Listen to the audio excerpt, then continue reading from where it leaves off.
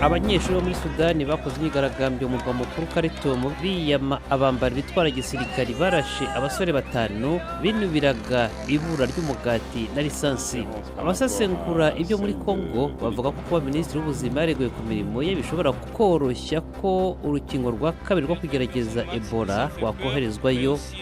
Umwami Mohamed wa gatanu wa Maroc yizihije imyaka 20 amaze ku ngoma. Mu ijambo rye yasezeranije kongera amaraso mashya muri leta no guhagurukira ikibazo cy'ubusumbane. Muri Ethiopia abaturage bateye ibiti birenga miliyoni 150 ku munsi umwe w'ejo kuwa mbere mu rwego rwo guhashya ikibazo cy'ubutayu n'imihindagurikire y'igihe.